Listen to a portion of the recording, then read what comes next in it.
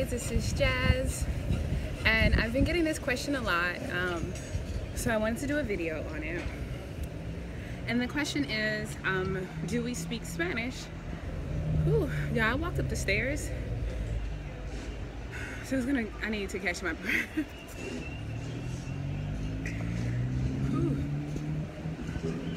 Okay, so living in Mexico and not knowing the language. So prior to moving here, I had taken a Spanish class in high school, Spanish 1.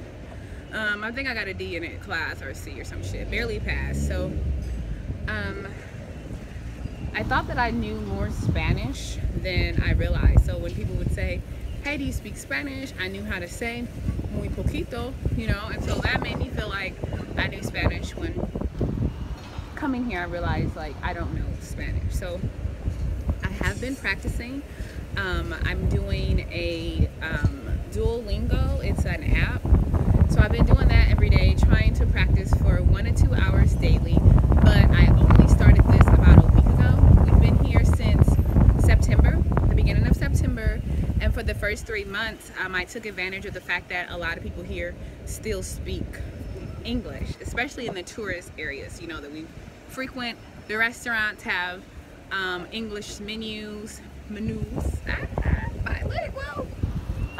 So I have not been forced to actually use Spanish, which is why for 3 months I barely practiced the shit, right?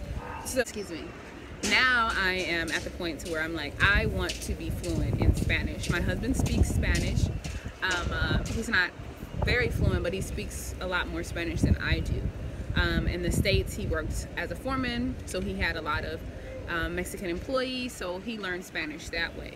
Me, on the other hand, I have really only been recycling the very basics of Spanish, such as, you know, como se llama, soy Yasmin, no como de carne, no como de huevos, no como de queso. So I kind of know how to say things that I don't eat.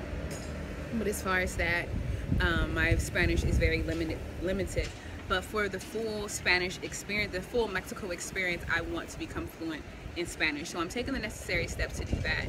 I'm also going to start going to this conversationist class where we practice with people. They want to learn English, and we practice back and forth between English and Spanish, which I think would be a very good way too.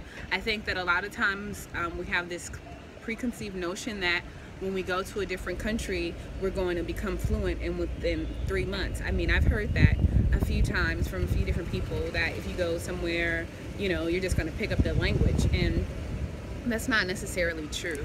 People can talk to you all day and you're definitely going to be like, what? You know, and I can kind of understand through context sometimes, but a lot of times it's very, very hard for me when someone is trying to talk to me, and after, you know, the name, that's all I kind of can go based on. You know, my Spanish is very limited, so I want to explore more, and I just want to become very fluent in Spanish. So those are the steps that I'm taking. You know, it's fine for here now in Playa because you can easily, honestly, get by, but I have learned what it feels like to not know how to read, you know. Literacy has never been an issue for me. You know, I started reading at a very early age. I've always loved to read and write, so I haven't really experienced that feeling of not knowing how to read. And being here, I've been like, oh my god, bitch, I don't know what that says, like, at all.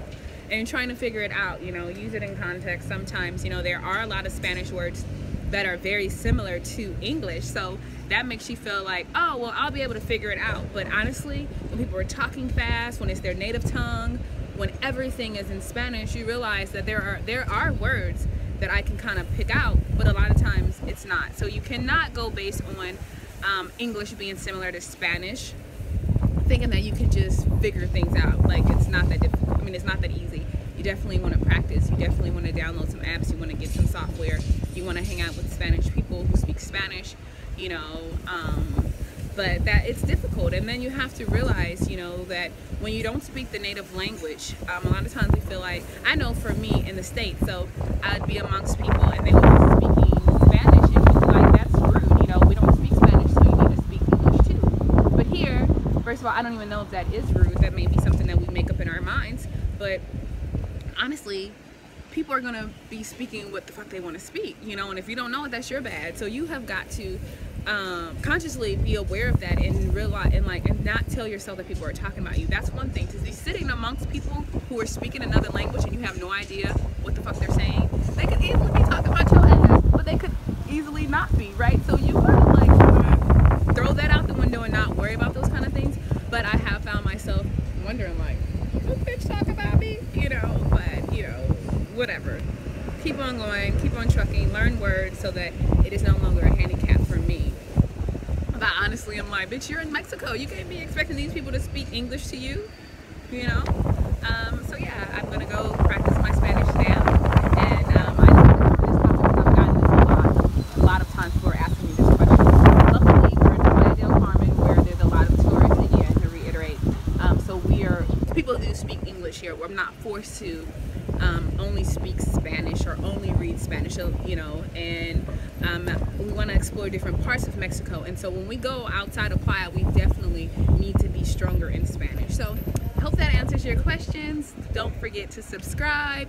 I plan on having new videos based on our travels and wellness each and every week. So subscribe, and I'll talk to you guys soon.